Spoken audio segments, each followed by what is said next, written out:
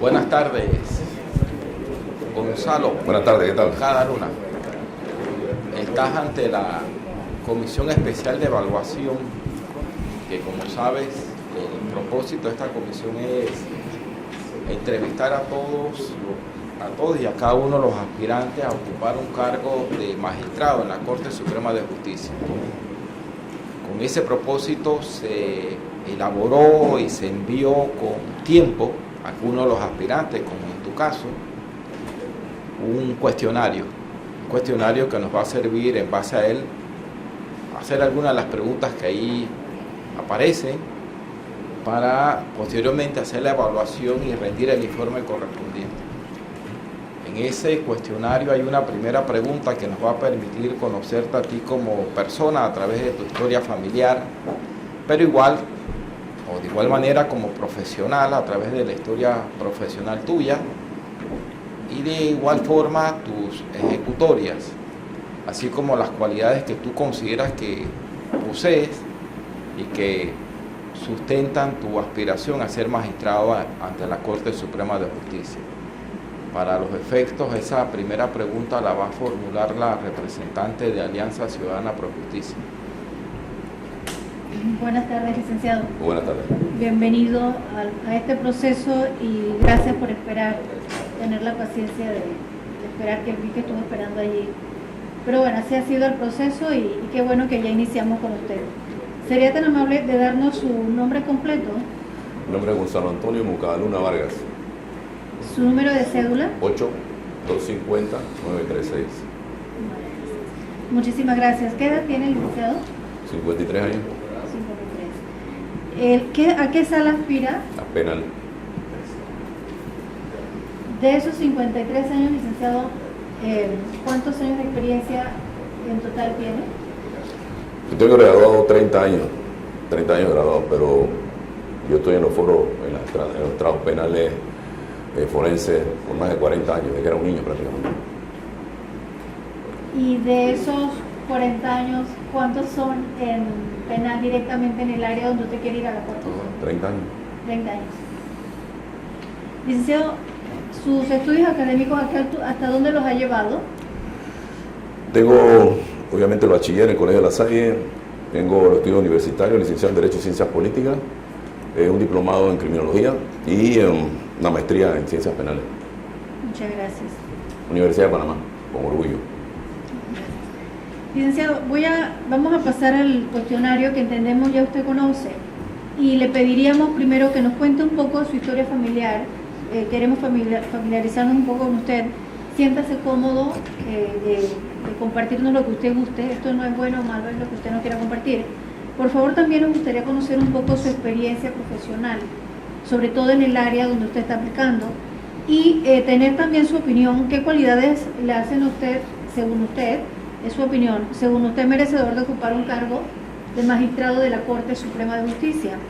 Por favor, nos ofrece los elementos que sustentan su decisión y también su experiencia trabajando en equipo, toda vez que usted está aspirando a ir a un cuerpo colegiado donde pues va a tener que interactuar con muchas personas, entonces sí es bueno saber qué experiencia en trabajo en equipo tiene. Adelante. Buenas tardes nuevamente, mi respeto a todos ustedes. Les agradezco el tiempo que están dedicando este domingo, el sacrificio que sé que están haciendo, y se los agradezco. Y no empezamos tarde, no tuve que esperar, creo que estamos justo a tiempo, creo que está un poco antes. Sí. Eso me parece muy bien, la puntualidad me alegra, me agrada.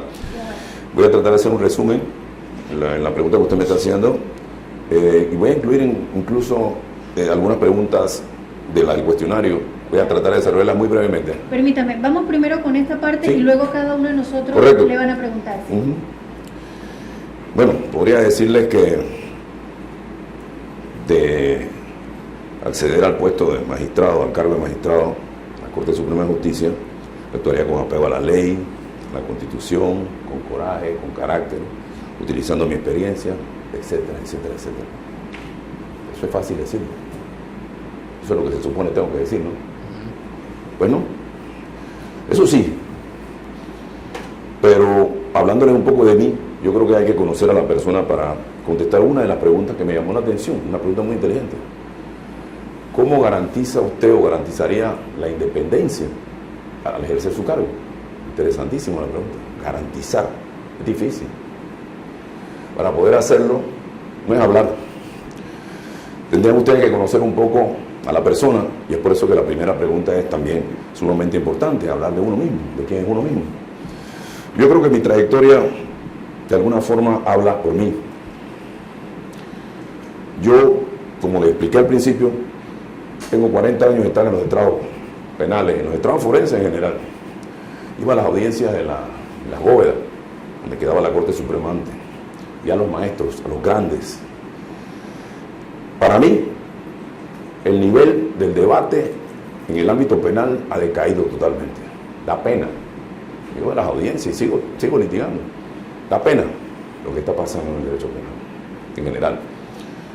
Y le digo porque escuché a Bolívar Dávalo, Andrés Collado Mitre, magistrados como Fermín Castañeda, Álvaro Cedeño Barahona, por recuerdo, el mismo Roberto González siendo fiscal. Esa es la escuela. Claro, el derecho penal es cambiante, mutante, hay que actualizarse, y me he mantenido así, actualizándome siempre. Los cambios de sistema, extrañísimo, un país con dos sistemas a la vez, extrañísimo, rarísimo, Panamá. Y así lo estamos haciendo. Pero hablándoles de mí un poco, la parte personal y familiar, les diré que lamentablemente, y digo lamentablemente porque se sufre, yo no vivo del derecho, no. Aprendí que se vive el derecho. Amo el derecho penal, lo amo. Vivo de eso y vivo por eso. Me dijo uno de mis maestros, mi padre José Gonzalo Moncada Luna: mi hijo, tenga cuidado si a usted le va a gustar el penal, porque el verdadero penalista pena. Lo he vivido y lo he sufrido, así ha sido. El verdadero, no el que convierte el derecho penal en un negocio. No critico a los colegas que lo han hecho, que les ha ido bien, mucha fortuna. Hay que tener cierta arte para hacerlo, para convertir esto en un negocio y que progresar económicamente. Yo, lejos de verlo como un negocio, lo he visto siempre como una vocación. Y el que trabaja con vocación le es difícil. Yo les confieso que si ustedes me piden una reflexión del derecho penal en Panamá, ningún abogado, es mi conclusión, que ejerza el derecho penal correctamente y honestamente hará fortuna. Nunca. Es la realidad. Pero eso sí, vivirá tranquilo como vivo yo. Camino solo, miro a cualquiera a la cara, magistrados, fiscales, colegas, procuradores. He pisado todos los despachos de este país, desde la Corte, Procuraduría, vengo desde el DENI viendo casos, el DENI, conocí las celdas del DENI, PPJ, DIJ, hasta la actualidad. He visto las distintas etapas del derecho penal panameño. He crecido con ellas. Eso me da cierta experiencia para sacar conclusiones, para conocer lo bueno y lo malo. Y en ese sentido, personalmente, no tengo un piso, una firma rimbombante de abogado, un piso en un banco. No, yo tengo una oficina, primero en Avenida Perú ejercí, no sé si recuerdan, frente a la Procuraduría. Ahí estaba mi papá, comencé con él. Cuando él se retiró, seguí ahí. Luego de eso, ahora estoy en El Dorado, una oficina pequeña, una secretaria, un pasante y yo. Salgo todos los días a la calle. Lo que le llaman el abogado de saco sudado y zapato gastado. Ese soy yo. Me ven todos los días subiendo y bajando escaleras. Ahora, de eso a ser magistrado en la Corte hay un trecho largo. Lo sé. Pero sé, he sufrido y he vivido las actuaciones de los magistrados de la Corte, y en carne propia, porque les pido un permiso para hablarle, voy a hacer una parte cuando hable de Alejandro Moncada Luna, porque no puedo dejar de hablar de eso, porque van a decir, sacaste a un Moncada Luna que fue condenado por corrupción, a meter otro Moncada Luna ahora. Es raro, es duro, ¿eh? Yo le voy a explicar. Mi trabajo de graduación como abogado fue la isla penal de Coiba, sobre el sistema penitenciario en general. Yo pedí un permiso especial. En esos tiempos el sistema penitenciario estaba en manos de los militares. Tuve que sustentarlo, firmé una carta de responsabilidad. Quería estar preso en Coiba. Y me resultó. Estuve 2 meses preso en Coiba. Pasé Navidades y Año Nuevo en Coiba. En ese tiempo, en calidad de preso. ¿Sabe por qué lo hice? Porque yo quería saber. En esos tiempos, la máxima condena por homicidio eran 20 años. Me apasionaban los homicidios. En ese tiempo los homicidios no es lo de ahora. Ahora es sicariato, maleantería. Como le dije, así como va cambiando el derecho penal, mutando, la criminalidad va cambiando. Los delitos no son los mismos. No se veía tanto blanqueo, tanto tráfico de droga, se veía otro tipo de delitos. Pero la pena era esa, 20 años de Coiba. Yo quería saber si yo perdía una audiencia ante jurado de conciencia, ¿dónde iba a ir mi cliente? Tuve cerca de 30 audiencias, jurado de conciencia, no he perdido una. Me he enfrentado con los grandes, créanme. Porque sé dónde va mi cliente. El conocer el sistema penitenciario en general, después continué, conozco La Joya, La Joyita, Mega Joya, Nueva Esperanza en Colón, las conozco. Yo conozco el derecho de adentro, hombre. De adentro y de afuera. Conozco los despachos de los magistrados, sé de las tentaciones, sé de los ofrecimientos, sé de la basura. La conozco, jamás caí, pero la vi, la viví por años. Sé de lo que es que tú presentes en estos tiempos un habeas corpus y te demores un año en resolvértelo. Lo sé, lo viví, lo vivo. Casaciones, 3 meses, 4 meses, para firma. Yo sé, escuché por ahí que alguien habló de, no, hay que hacer la lectura simultánea. Eso va a mejorar. Sí. ¿Cuánto se demora esa lectura cada uno? 2 meses, 3 meses, 4 meses. Óigame, para leer 9 páginas un magistrado se demora 3 meses. El que sube al estrado de magistrado se engrandece, se siente poderoso, fuerte, chofer, le rinden pleitesía, cambia a la gente el poder. Eso jamás me pasará a mí, porque he sufrido, no solo lo que sufre el que está sindicado, condenado, preso, privado de libertad, no, la víctima. La familia de la víctima quiere un resultado de ese caso penal. La familia, la víctima, todo lo que rodea eso, tú no puedes, la mora judicial no puede mantenerse en el estado en que está. Me estoy saliendo un poco del tema y estoy entrando en otro que no quería hacer. Pero cuando le hablé de lo de Coiba es para que ustedes entiendan un poco mi manera de ser. Una experiencia inolvidable que me marcó y me ha dado un rumbo en mi carrera. Soy obsesivo con el trabajo. Puede ser obsesivo, en el sentido de que hasta que no termine mi trabajo y lo haga bien, no quedo tranquilo. Así lo he hecho y así lo haré. Si algún día me da la oportunidad de magistrado, lo seguiré haciendo como litigante. Eso me ha dado buenos resultados en cuanto a resultados favorables en los casos. Recuerdo cuando iniciaba, usted podía esgrimir, usted se sentía pleno como abogado, porque usted hacía defensa, por ejemplo, miedo insuperable, me tocó arrebato y obcecación, legítima defensa subjetiva, putativa, trastorno mental transitorio. Dígame un caso de eso ahora. Sicariato, droga, eso es lo que hay. Y los pasionales matan y se matan. Todo va cambiando. Estuve una experiencia hablando del trabajo en grupo, etcétera, o de manejo de personal. Hice un alto en mi carrera por 3 años y fui nombrado embajador extraordinario y plenipotenciario en Paraguay. Ahí tuve la experiencia, una experiencia diferente que viví, que quería vivir, y donde yo confirmé de que nada me va a cambiar, de que voy a seguir siendo el mismo. ¿Qué le puedo decir? Mi embajada, diferente a las demás embajadas, compré, porque tenía la posibilidad de hacerlo cada embajador, un vehículo para la embajada. Había que mantener la representatividad que le llaman, ¿no? Con los magistrados, no pueden andar en cualquier carro, tienen que andar en un Prado y se las pelean, ¿ah? Yo quiero ser presidente porque yo quiero esto y lo otro. Esa es la realidad. Y se mata uno con otro. Las intrigas, los bochinches, los cuentos. Pues mi embajada tenía un Kia, yo compré un Kia. Tampoco era un carro que estaba limpio, estaba aseado, estaba bien, en buenas condiciones, no me daba pena.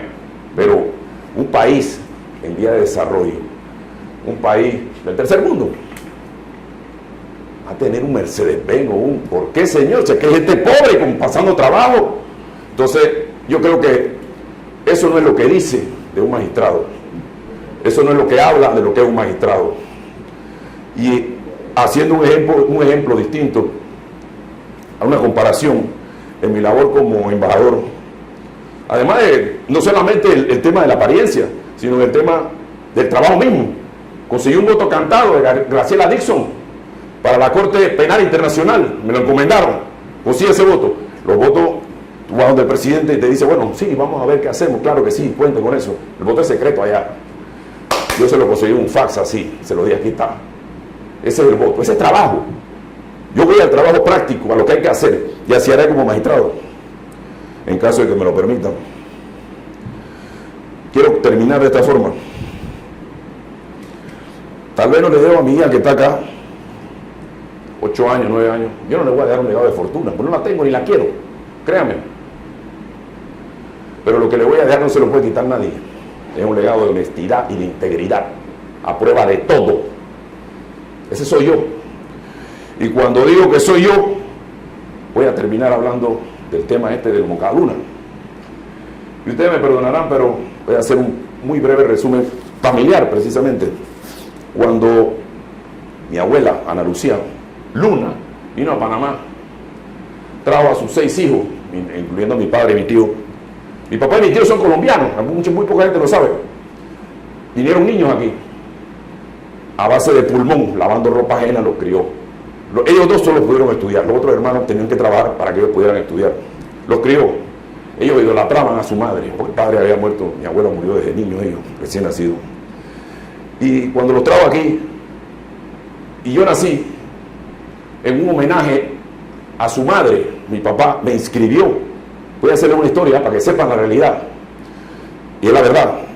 Me inscribió a mí como Gonzalo Antonio Moncada Luna Vargas. El apellido de él era Moncada por papá, Luna por la mamá, Ana Lucía Luna. Él decidió unirlo para que no se perdiera el apellido de la mamá, Luna. Y se creó el Moncada Luna. Esa es la historia real. Me inscribió a mí en el registro civil cuando yo nací, él, como Gonzalo Antonio Moncada Luna Vargas. Pasó el tiempo y 2 familiares decidieron mercadear, no hay otra palabra, mercadear con el apellido, comercializar el apellido, utilizarlo, porque créanme, honorables, cuando se decía Moncada Luna antes, ¿en qué se pensaba? Como abogado, en derecho, en ley, en eso se pensaba. Diga Moncada Luna ahora. ¿En qué se piensa? Corrupción. Yo no juzgo a nadie. Yo no vengo a decir que Alejandro es culpable, pero eso no es el motivo de debate en este momento. Porque cuando estuvo arriba, lo combatí porque pensé que no estaba haciéndolo bien. Y cuando estuvo en el hueco, en la cárcel, le di la mano y le dije, ven, ese soy yo, así trabajo yo. Y si les pido una oportunidad y una garantía, la garantía que les puedo dar a ustedes, es que mi padre se revuelca en la tumba. Porque todo el esfuerzo que ellos hicieron, el sacrificio por darle lustre a ese apellido Moncada Luna, se vino abajo. Lo acabaron, lo acabó. No digo que es culpable, pero la situación misma hizo eso. Y yo hasta que no vea ese apellido limpio, no quedo tranquilo. No sé qué va a hacer él, pero yo de mi trabajo humilde diario trato de hacerlo. Y si me dan la oportunidad de ir a la corte, esa es la garantía de que yo voy a trabajar con honestidad y con integridad y con la experiencia que tengo, mejorar el sistema y hacer las cosas bien para darle nuevamente lustre a ese apellido. Básicamente yo creo que eso es lo que yo tengo, la experiencia ya en términos más concretos a nivel nacional con el sistema penal acusatorio actualizado. He tenido cantidad de casos en Darién, conozco la realidad de Colón, Darién, Penonomé, Azuero, he tenido audiencia en todas partes. Conozco la realidad de los despachos judiciales a nivel nacional y del sistema en general. Conozco las penurias que pasan los abogados, conozco las falencias del órgano judicial en ese sentido, sobre todo la mora judicial y los fallos que no son muchas veces apegados a derecho. Perdonen, voy a tener que hacer algo, el último para terminar. Hace menos de un año, tiene que ver con la vida laboral. Muchas veces dicen, bueno, después de las 5, la vida privada es la vida privada, ¿sí? Hace menos de un año, estando yo salí con mi familia del cine, Y para hablarle concretamente de Argentina, un restaurante, 24 horas, una cafetería, fui a comer. Y me estaba sentado en una mesa que está cerca de la barra. Pasó cerca de medianoche, era un magistrado actual. Se me acerca a la mesa, mascullaba, balbuceaba. ¿Cómo está, licenciado? No se podía tener en pie de la borrachera. Así llegó a la barra y todo el mundo se enteró que quería sancocho. Un magistrado de la corte. Óigame, hay que cuidarse también. Usted no puede ir a un lugar público así. No quiero hablar más veces. Me someto a la pregunta que usted tenga. Muchas gracias, licenciado. El representante de la Defensoría del Pueblo hará las preguntas correspondientes. Muy bien, buenas tardes, Gonzalo. Un gusto de verte y tenerte acá. Gracias. Sí, vamos a proseguir con el cuestionario que ya se te había anticipado. Preguntas muy específicas. ¿Ha sido usted investigado por alguna causa penal? Y si fuese así, ¿cómo terminó? No tengo ninguna condena penal, ni administrativa, ni, creo que hay otra pregunta, falta la ética, ninguna. Creo que Correcto, ahí la complementamos entonces. Más o menos. ¿Ha sido usted denunciado o investigado por faltas a la ética ante el Tribunal de Honor ninguna del persona. Colegio Jamás, en Nacional de 30 años de Abogados? ejercicio, jamás. Me cuido mucho. Muy bien. Julio, de la Procuraduría General. Buenas tardes, licenciado. Buenas tardes. Sí, bueno, usted ya hace un rato cuando hacía su primera exposición hablaba de una pregunta muy interesante, la 8 del cuestionario, la desarrolló un poco, pero bueno, le vamos a dar la oportunidad de que la desarrolle un poco más de lo que lo hizo. La pregunta es la siguiente: ¿cómo garantizaría usted la independencia en la prestación del servicio de administración de justicia en el marco institucional existente? Bueno, garantizar es una palabra muy difícil, ¿no? Garantizar tiene que ser algo tangible, concreto. Yo lo que puedo decir es que con mi trabajo, con mi honestidad y con mi integridad, yo voy a mantener no solamente una independencia a prueba de todo, sino que mis fallos van a hablar. Conozco el derecho, créanme, conozco el derecho. He hablado de temas fuera de derecho tal vez en mi intervención inicial, pero el derecho lo conozco humildemente. Ustedes perdonen, no es que quiero ser un poco modesto, pero conozco el derecho penal y estoy seguro que mis fallos hablarán por mí y mis fallos harán siempre mantener una independencia en todo sentido.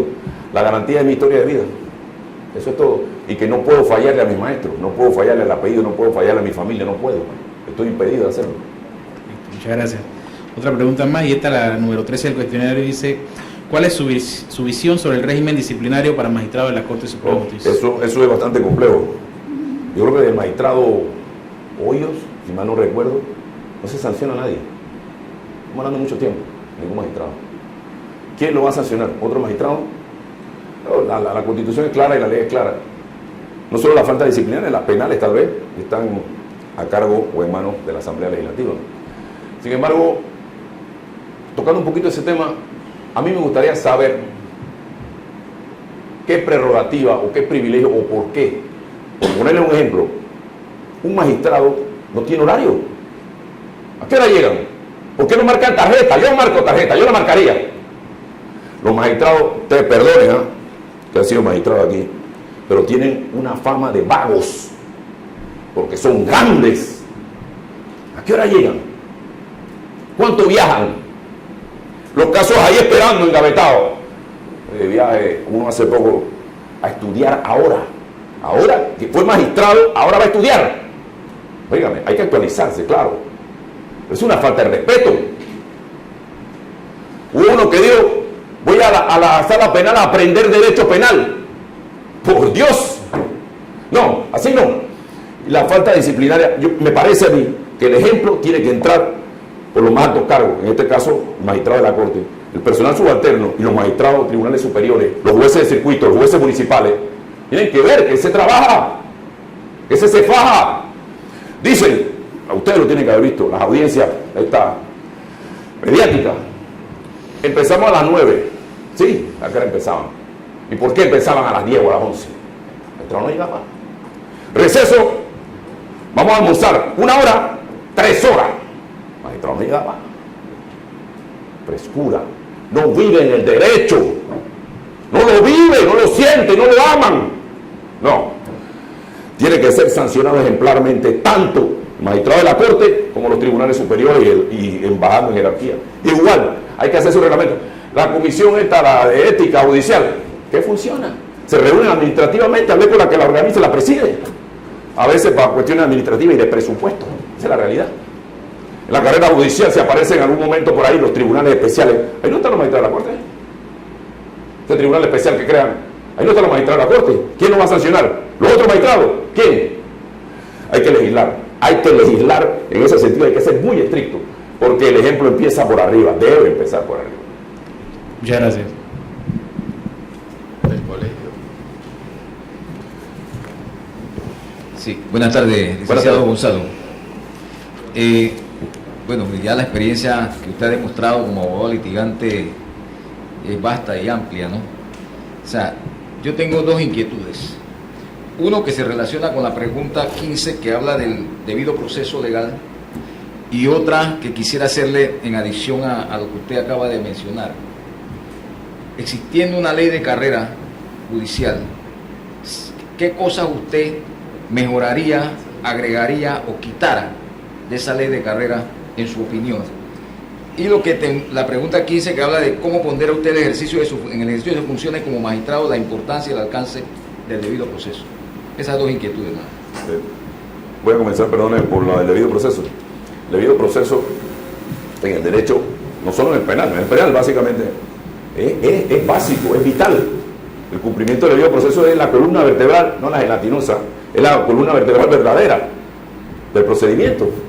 El cumplimiento del debido proceso tiene relación directa con el respeto a los derechos humanos. Ese respeto a los derechos humanos no solo del sindicado, del sentenciado, del acusado, sino de la víctima y su familia. Yo creo que el sistema penal acusatorio, además de algunas falencias que tiene, que las conozco también, las he sentido y vivido, en ese sentido me parece mucho más coherente que el anterior sistema mixto inquisitivo.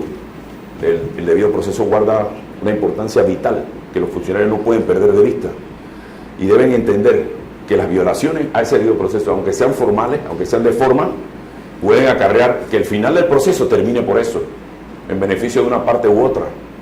Entonces, el debido proceso hay que cumplirlo. Obligatorio cumplimiento por todas las partes. Es vital el debido proceso y el respeto al debido proceso. En cuanto a, perdón, la carrera administrativa, la pregunta específica. La carrera judicial. La carrera judicial, es que carrera judicial administrativa, son 3 tipos de carreras, y la de la Defensoría Pública, son 3.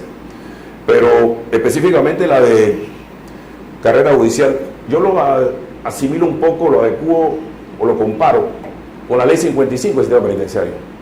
Es buena. Cúmplala, por Dios. Aplíquenla, por favor. No tienen presupuesto, pero si hay presupuesto para otras cosas.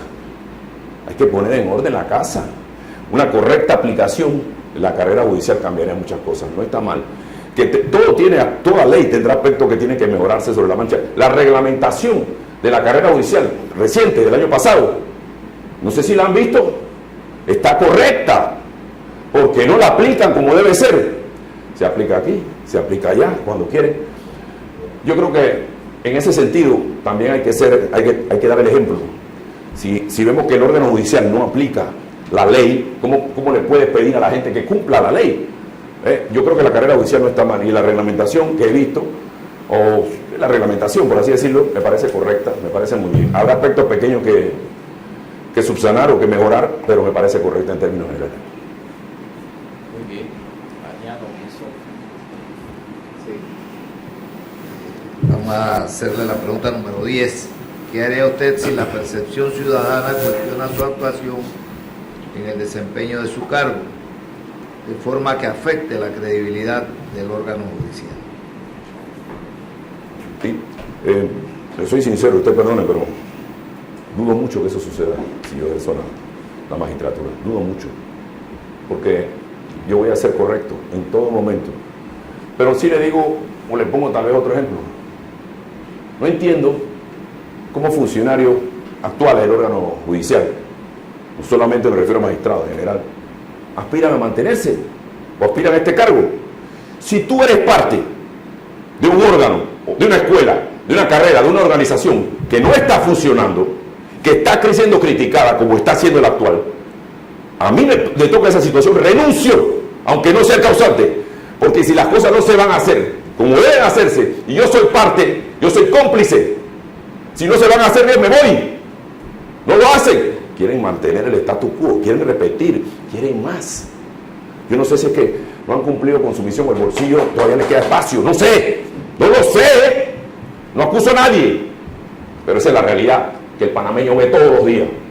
Si usted ve que el organismo, la organización a la que usted pertenece no está funcionando de acuerdo a sus principios, la cosa no está bien, váyase, yo me voy, yo renuncio, yo sé trabajar, yo no necesito de corte ni necesito de nada de eso, yo sé trabajar, a menos de que sean acostumbrados, no quieren trabajar como pasa por acá por cierta asamblea. No sé si le contesto. ¿Alguien más? ¿Alguna otra pregunta? Muy bien, Gonzalo, con cada luna. Gracias por estar acá, gracias por compartirnos tu experiencia y de nuestra parte toda la suerte. Muchas gracias. Muy bien.